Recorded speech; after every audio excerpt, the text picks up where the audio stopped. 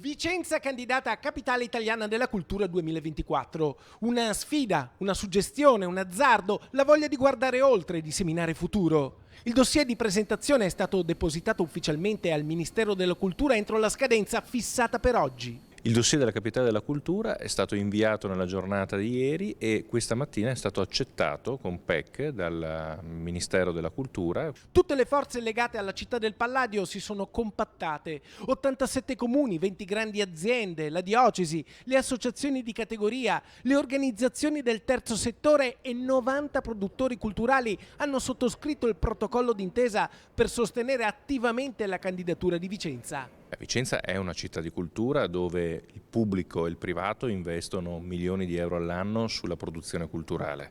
E noi stessi come amministrazione abbiamo valorizzato i nostri musei, la Basilica Palladiana, il Teatro Olimpico e altri siti culturali importanti, monumentali e architettonici, e poi produzione culturale con le mostre, quelle che verranno anche nei prossimi mesi, un esempio quello della mostra sul Rinascimento, la fabbrica del Rinascimento, e poi naturalmente anche l'acquisto di Palazzo Thiene, che ha rinforzato questa proposta culturale fatta di un patrimonio che rientra nei beni UNESCO. In Veneto, oltre a Vicenza, sono candidate Asolo, Chioggia e Cittadella. In Italia non compare alcun capoluogo di regione, però ci sono città agguerrite con le carte in regola per vincere, come Ascoli e Siracusa. Entro il 18 gennaio del 2022, esattamente tra 3 mesi, la giuria incaricata dal Ministero della Cultura dovrà scegliere le 10 finaliste. Entro il 15 marzo, poi, la giuria raccomanderà la candidatura più idonea per diventare Capitale Italiana della Cultura 2024.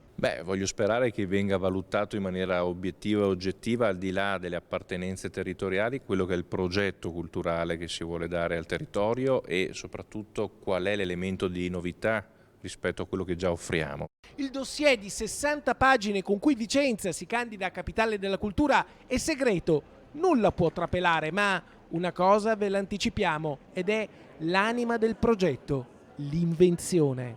Un'invenzione palladiana.